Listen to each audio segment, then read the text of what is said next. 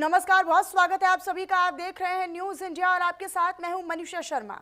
Saudi अरब और पाकिस्तान ने NATO style का रक्षा समझौता किया है।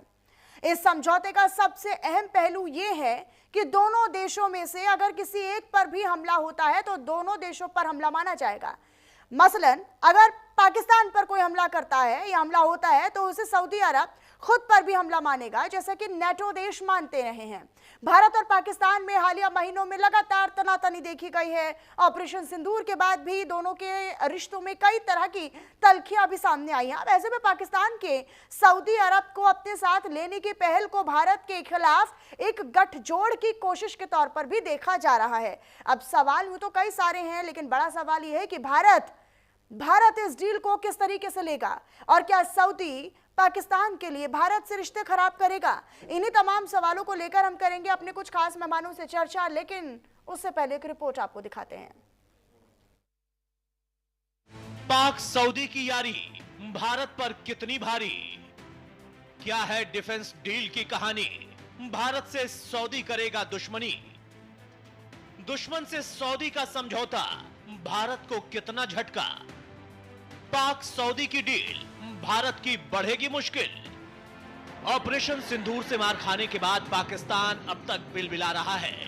भारत की मिसाइलें पाकिस्तान को धुआं धुआं कर रही थी तो पाकिस्तान की मिसाइलें तिनकों की तरह बिखर रही थी। भारत से मिली हार के बाद बौखलाए पाकिस्तान ने अब बड़ी चाल चली है।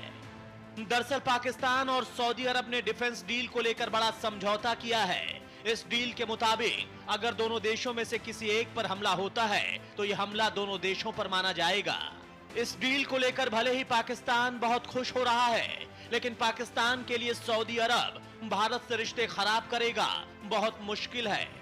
दरअसल बदलते वर्ल्ड ऑर्डर में सऊदी अरब सीधे भारत से दुश्मनी मोल नहीं लेगा। क्या भारत से दुश्मनी करेगा सऊदी?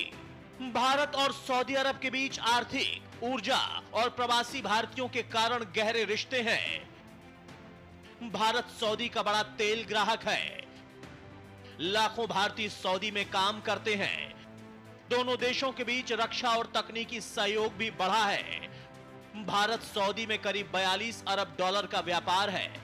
अब भारत और सऊदी के बीच जिस तरह से रिश्ते रहे हैं, भारत जिस तरह से उभरता हुआ सर्वमान्य ताकतवर देश बन रहा है, उसे देखते हुए ये तो नहीं लगता कि भारत के लिए सऊदी अरब कोई नुकसान या खतरा पैदा करेगा। फिर भी पाकिस्तान और सऊदी के बीच डील भारत के लिए चिंता की बात तो है ही। हमने पाकिस्तान और सऊदी अरब के बीच स्ट्रेटेजिक म्यूचुअल डिफेंस डील पर साइन किए जाने की रिपोर्ट देखी है। सरकार इसके निहितार्थों का अध्ययन करेगी, चाहे वो भारत की राष्ट्रीय सुरक्षा से जुड़े हों या क्षेत्रीय और वैश्विक स्थिरता से। सरकार भारत के राष्ट्रीय हितों की रक्षा और सभी क्षेत्रों में व्यापक राष्ट्रीय सुरक्षा सुनिश्चित करने के लिए प्रतिबद्ध है। सऊदी पाकिस्तान के बीच ये समझौता ऐसे समय में हुआ है जब हाल ही में कतर की राजधानी दोहा में 40 इस्लामिक देशों का शिखर सम्मेलन हुआ। इस बैठक में नेताओं ने नेटो जैसा सैन्य गठबंधन बनाने की मांग की है। अब इन दोनों देशों के बीच डिफेंस डील का असर क्या होता है ये तो आगे की बात है, लेकिन एक बात तो तय है कि इस डील से पार पाने के लिए भारत को अपने बैलेंस डिप्लोमेसी से ही इसे संभालना होगा। Bureau report, news India. तो डिफेंस एक्सपर्ट के तौर पर संजय सोई जी हमारे साथ जुड़े हुए हैं। फिलहाल मैं उन्हीं का रुख कर लेती हूँ। संजय जी, बहुत स्वागत करती हूँ मैं आपका न्यूज इंडिया के इस प्लेटफॉर्म पर, इस मंच पर। लेकिन ये जो डील हुई है, इसको लेकर क्या आपका विश्लेषण कहता है? नेटो की तरह से रक्षा समझौता करना पाकिस्तान जैसे कैरेक्टर देश के साथ, मतलब समझिए कि पाकिस्तान जो अपने हिसाब से अपनी शर्तों और अपना फायदा ही देखता है हमेशा, और उसके बीच अब सऊदी के साथ ये डील, क्या केवल लगता है कि भविष्य में भी बस दोनों ही देशों के बीच में ये डील रहेगी या इसका दायरा बढ़ेगा भी? और भारत को किन चुनौतियों का सामना करना पड़ेगा इसके लिए? भारत में चुनौतियां होंगी? देखिए मनीषा जी, बहुत बहुत धन्यवाद। बहुत ही इम्पोर्टेंट टॉपिक है आज जिस प्रकार से डील हुई है। तो एक निश्चित तौर पे जब से ये कतार पर इजराइल का हमला हुआ है, उसके बाद से मिडिल ईस्ट का जो डायनेमिक्स है वो काफी बदलाव में आ गया है।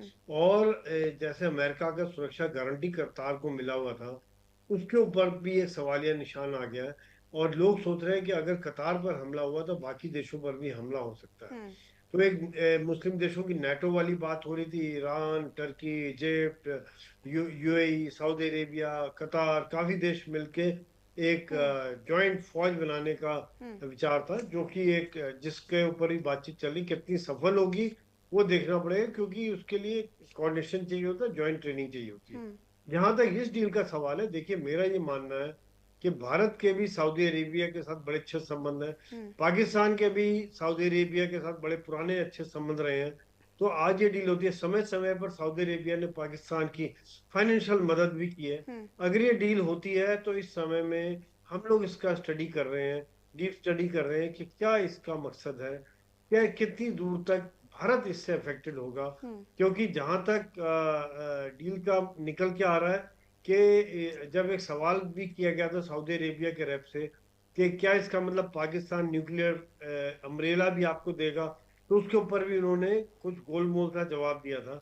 तो यदि ये होता है तो ये एक मिडल ईस्ट का अलग डायनेमिक्स बदली चेंज हो जाएगा, क्योंकि अगर न्यूक्लियर डील मिल जाती है सऊदी अरेबिया को कि पाकिस्तान का न्यूक्लियर छत्र छाया, तो एक वहां पे चेंज हो जाएगा। दूसरी बात, सऊदी अरेबिया किस हद तक पाकिस्तान के साथ देगा, क्या वो फौज भेजेगा? अगर पाकिस्तान, जैसे हमारा ऑपरेशन सिंदूर जारी है, अगर पाकिस्तान अपनी आतंकवादी गतिविधियां जारी रखता है और कोई आतंकवादी हमला होता है, तो हम अगर इसी प्रकार से आतंकवादी के पर हमला करते हैं, तो क्या वो सऊदी अरेबिया आएगा?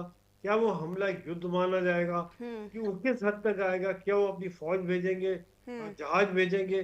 तो ये सब बातें, क्योंकि हमारे भी उनके साथ अच्छे संबंध हैं, मुझे नहीं लगता कि वो इस हद तक जाएंगे।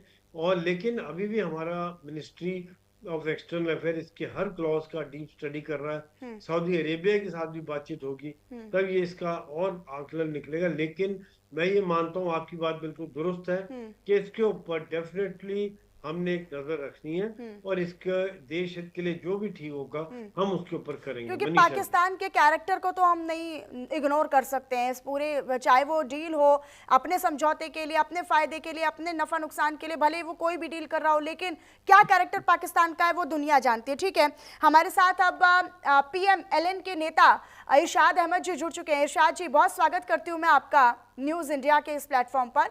ये जो डील हुई है, किस तरीके से देखते हैं ये सऊदी अरब के साथ पाकिस्तान की डिफेंस डील को? बहुत शुक्रिया जी। पहले तो मैं ये कहूंगा, संजय सोहेल साहब फरमा रहे थे कि आतंक होगा पाकिस्तान की तरफ से। पाकिस्तान तो आतंकियों को मारने पे लगा हुआ है, पाकिस्तान आतंक नहीं फैला रहा है।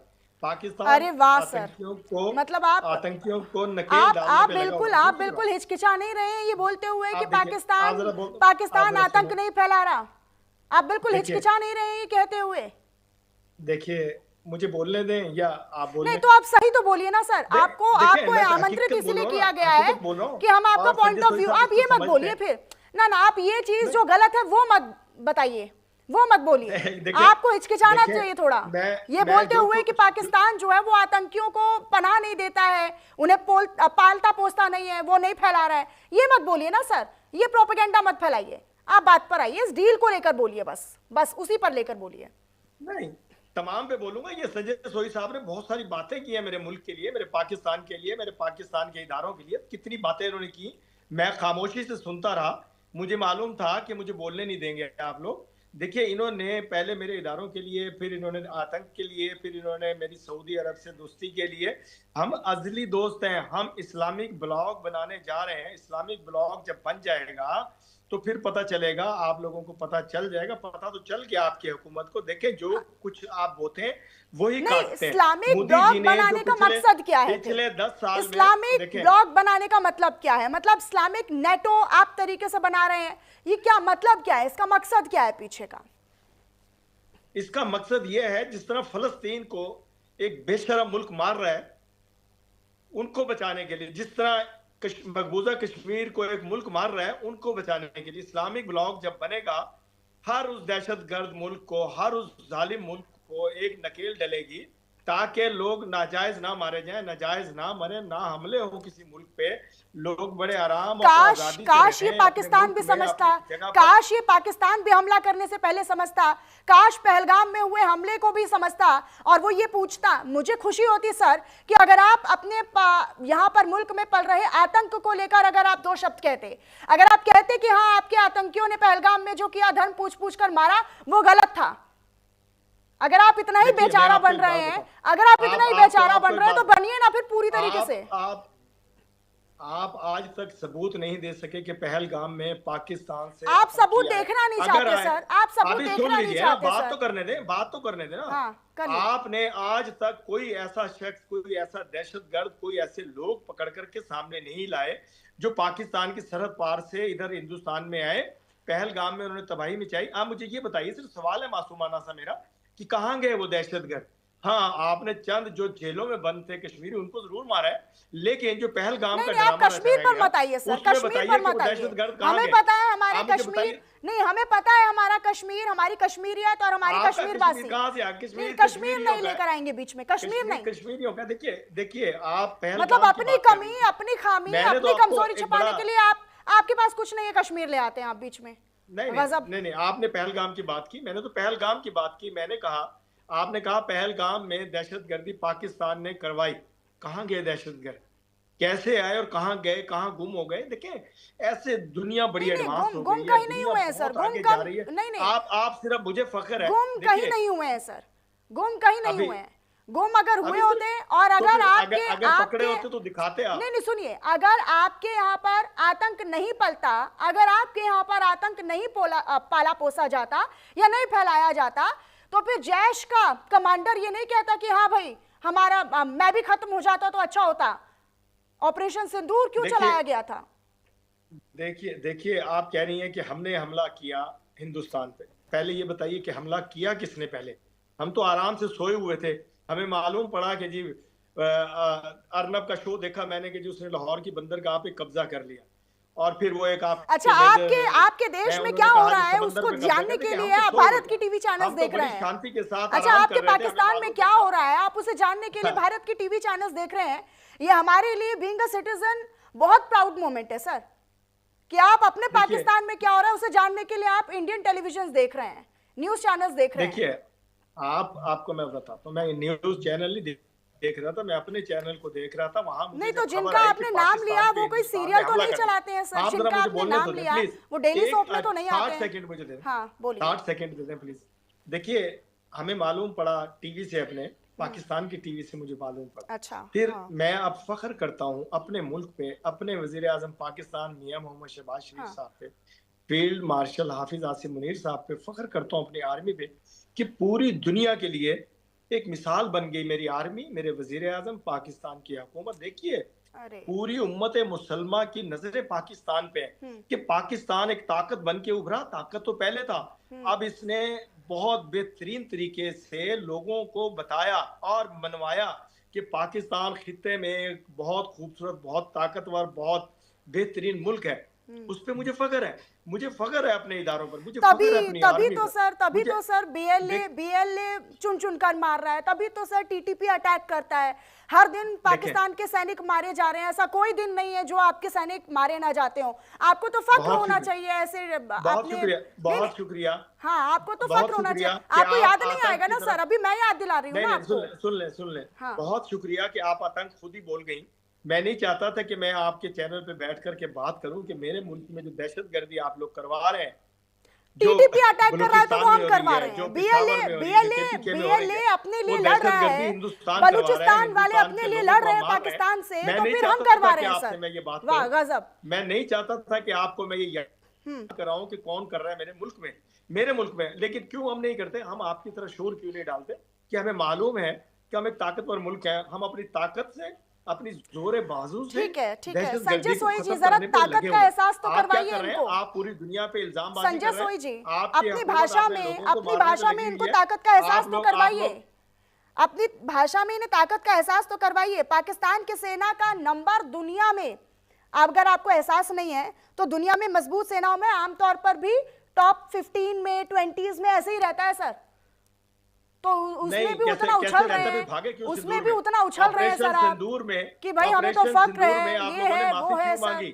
ठीक है, संजय सोई जी, आ- संजय सोई जी, देखो ये कितना ताकतवर देश है, जरा बता दीजिए। आप लोगों ने माफी क्यों मांगी?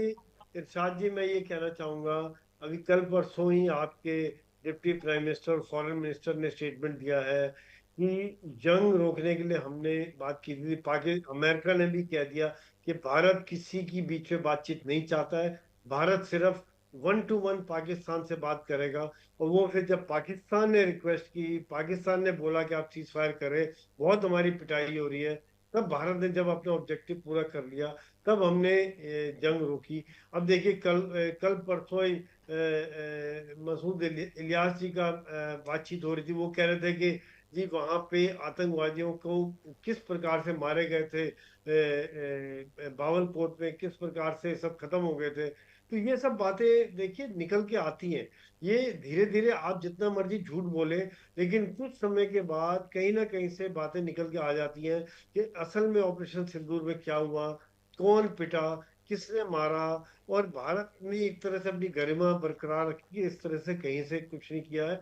और दूसरी बात यह है कि आप देखिए कि चाहे वो अभी आप आतंक की बात कर रहे थे कि बलूचिस्तान और खैबर पख्तूनवा में जो हो रहा है, वो आप बातचीत की वो नहीं रख ले, आप केवल एक जबरदस्ती वहां की जनता के ऊपर दबाव डाल रहे हैं। वहां के लोग गायब हो रहे हैं, लोगों को मार दिया जा रहा है। अगर आप एक पॉलिटिकल डायलॉग नहीं रखेंगे, आवाम के साथ बातचीत नहीं करेंगे, तो फिर यही होगा वहां पे। आज देखिए कश्मीर में जो अमन है, चैन है, जो हमारे यहाँ पे 370 हटने के बाद लोग बिल्कुल चैन की जिंदगी रह रहे हैं और खुश हैं। वो नहीं चाहते कि आपके लोग वहां पर आकर पहलगाम जैसी हरकत दोबारा करें। लोग गालियां दे रहे थे उन्हें कि इन्होंने आके जो हमारा अच्छा टूरिस्ट चल रहा था, काम धंधा चल रहा था, बच्चे पढ़ाई लिखाई की तरफ जा रहे थे, नौकरी कर रहे थे, वो काम धंधा बंद हो गया। तो ये सब बातें देखिए, अब ये आप डील कर रहे हैं, इसमें भी मुझे हमें कोई खतरा और नहीं है। सर ये डील हम भी बड़े इसीलिए हो रही है, सर ये तसल्ली डील से भी हैं। इसीलिए हो रही हम है क्योंकि ऑपरेशन सिंदूर के बाद तो तिलमिला गया पाकिस्तान, खौफ खाए बैठा है पाकिस्तान। क्यों अहमद जी, गलत कह रही हूं क्या? देखिए देखिए, तभी तो हाथ पैर ये मार रहे हैं डील ना नहीं इधर हो रही उधर। है। हाँ, ये डील नहीं हो रही है, मुस्लिम उम्मा का इत्तेहाद हो रहा है और मुसलमान इकट्ठे होकर हिंदुस्तान को और इजराइल को एक चेतावनी दे रहे हैं कि चेतावनी ऐसी देनी चेतावनी है सर, कि चेतावनी। हाँ, बाज आ जाओ अपनी दहशतगर्दाना सोच से, अपनी हाँ। दहशतगर्दी से, खित्ते में अमन खराब करने से। मैं हमेशा ये कहता हूं कि मैं ये कहता हूं हमेशा कि अब जो इस वक्त हालात हैं, जो इस वक्त आप ये कह रहे हैं कि कश्मीर में आराम हो गया, कश्मीर में अमन हो गया, कश्मीर से 7 लाख फौज हिंदुस्तान की हटाकर देखिए 5 लाख कश्मीरी हैं, 7 लाख फौज है, हर एक बंदे के सर पे गन है। कैसे बेचारे बोलेंगे, कैसे अपने हक के लिए निकलेंगे? देखें, ये चीजें कुछ नजर आ रही हैं जो कि आपको ऐसा ऐसा सर मालूम आपको पड़ेगा, नजर ऐसा आती है, ऐसा पता आपको चलेगा। नजर आता है कश्मीर, आपको नजर आती है कश्मीर में? देखें कश्मीर हमें घूम नजर कर आता आइए है एक कि बार कश्मीरियों कश्मीर, के साथ जुल्म हो मेरे रहा है। कहने पर एक बार हमें घूम नजर कर आ आइए रहा है कि कश्मीर, एक बार घूम कर आइए ना कश्मीर, मैं एक बार घूम कर घूम आया कर हूँ आइए। कश्मीर, मैं जाता रहता हूँ कश्मीर, मैं आजाद कश्मीर में जाता हूँ, मकबूजा कश्मीर में मुझे पता है कि मुझे मार दिया जाएगा, मैं जिंदा वापस नहीं आऊंगा, क्योंकि मुझे मालूम है एक्सट्रीमिस्ट लोगों के हाथ में वो मुल्क है, एक्सट्रीमिस्ट लोगों के हाथ में मकबूजा कश्मीर है, उसकी हमने फौज जालिम कितनी है, बार उसके गए हैं लोग सर, जालिम कितनी है, बार गए हैं आप उसके कश्मीर, लोग कितनी जालिम है। बार होकर आए हैं, कितनी बार होकर आए हैं नहीं कश्मीर? करेंगे, वहां के लोगों का हाथ तो नहीं छोड़ेंगे, क्योंकि उन्हें पता है कि उनकी अमन चैन छीनने का जो काम करते हैं वो आपके लोग जो वहां से भेजे जाते हैं वो कर रहे हैं, जो आराम से अमन की जिंदगी जी रहे हैं। वो आप लोग अच्छा नहीं लगता आप लोगों को, यहाँ के लोग शांति से कैसे रह रहे हैं, पीसफुल से कैसे रह रहे हैं। तो कहीं ना कहीं कुछ ना कुछ गड़बड़ करने की कोशिश करते हैं। यही कारण है कि आज देखिए हमें उन्हीं से खबर मिलती है कि यहाँ पर आतंकवादी है, यहाँ पे मिलिटेंट छुपा हुआ है, और फिर उसको जहन्नुम पहुंचा दिया जाता है। ये आप बिल्कुल, इसमें मुझे कोई शक नहीं है। और दूसरी बात यह है कि आप देखिए जो डील, जो एग्रीमेंट हुआ है, हाँ, इसमें भारत बिल्कुल चिंतित नहीं है। हम देख रहे हैं बातचीत क्या है, कितना इसका इम्प्लीकेशन है। हाँ, और सऊदी अरेबिया से हमारी बड़ी अच्छी दोस्ती रही है, और पाकिस्तान से भी हम चाहते हैं दोस्ती रहे, अच्छा रहे। लेकिन अगर आपका आतंकवाद की तरफ ध्यान रहता है तो फिर बातचीत नहीं हो सकती, फिर ट्रेड नहीं हो सकता। जब तक आप आतंकवाद का साथ नहीं छोड़ेंगे, तब तक हमारी जो पॉलिसी है ऑपरेशन सिंदूर जारी रहेगा, अभी भी जारी रहेगा, चाहे आपका एग्रीमेंट हो या कुछ भी हो। हाँ, मेरे साथ भी। अच्छा ठीक है। संजय सोई जी, एक और महत्वपूर्ण बात है और एक बहुत ही महत्वपूर्ण पहलू भी है, क्योंकि ये तो हम देख रहे हैं कि पाकिस्तान, सऊदी और तमाम और ख़ास तौर पर जो अरब वर्ल्ड है, जो कंट्रीज़ हैं, इस्लामिक कंट्रीज़ हैं, उनके साथ आता है वो, और अनऑफिशियल था अभी तक तो। अब इसे ऑफिशियल डील में तब्दील किया जा रहा है, एक औपचारिक समझौते के तौर पर इसे डील किया जा रहा है। ये एक स्ट्रॉन्ग मैसेजिंग तो है, लेकिन किसके लिए? क्या अमेरिका के लिए एक मैसेजिंग है? ऐसा नहीं है, ऐसा नहीं है।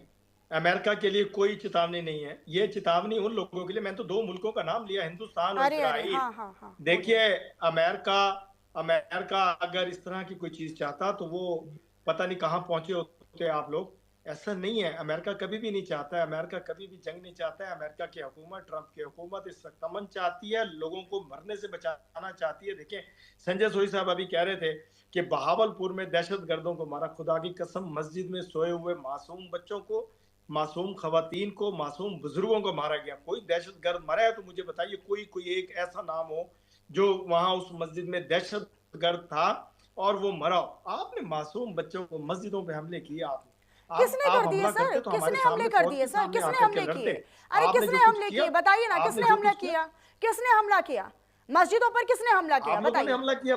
बहावलपुर की मस्जिद आप लोगों ने हमला किया। हम तो सोए बहावलपुर हुए थे, में मैंने कहा हम तो मस्जिदों पर सोए हुए हमने थे। हमला किया। हमें तो खुशखबरी मिली हमने कि बहा ऑपरेशन नहीं सिंदूर नहीं वाले आ सुनिए, गए। या तो आपको पता नहीं है, आप कुछ अपडेट के साथ नहीं आते, या फिर आप यहाँ पर आकर एक मासूमियत का चेहरा लेकर आते कि भाई जी हमें तो कुछ नहीं पता है, फिर आप हमें मौका देते हैं, फिर आप बोलेंगे भाई हमें बहुत कुछ पता है। हमें तो बोलने का मौका नहीं दिया जाता है जब हम इंडियन टेलीविजन पर आते हैं, न्यूज चैनल्स पर आते हैं। तो सर, हकीकत ये है कि बहावलपुर में टेरर कैंप्स को हमने निशाना बनाया, उसमें आप लोगों को अब मिर्ची लग रही है।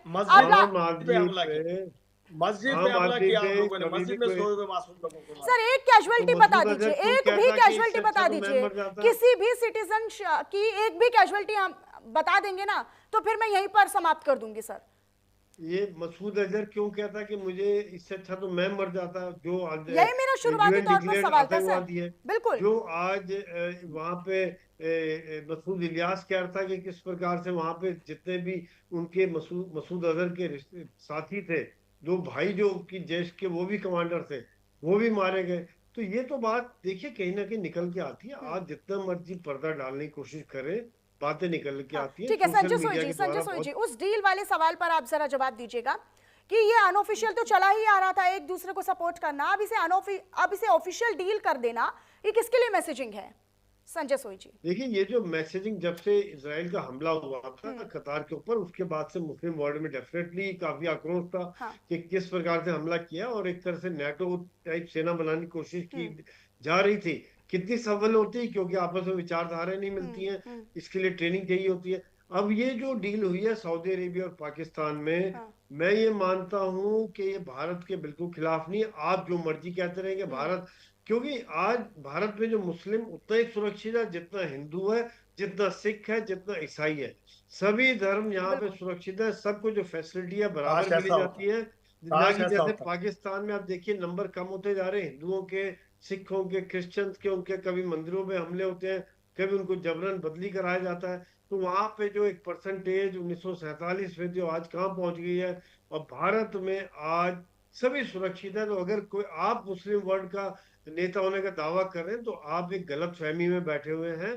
भारत भी उतना ही मुसलमानों का, आप अगर 11% है तो हम भी 10.9% दुनिया के मुस्लिम हमारे यहाँ रहते हैं, और वो उतना ही उन्हें हक है वोट देने का, उतना उन्हें हक है नौकरी का, उतना हक है उनको जो भी सुविधाएं मिलती हैं, जो भी डेवलपमेंट हो रहा है, और वो खुश है यहाँ पे। वो आपके एक बहकावे में आने वाले नहीं है। वो गजवाए हिंद नहीं, वो जज्बाए हिंद है उनके यहाँ, हमारे यहाँ के मुस्लिमों में।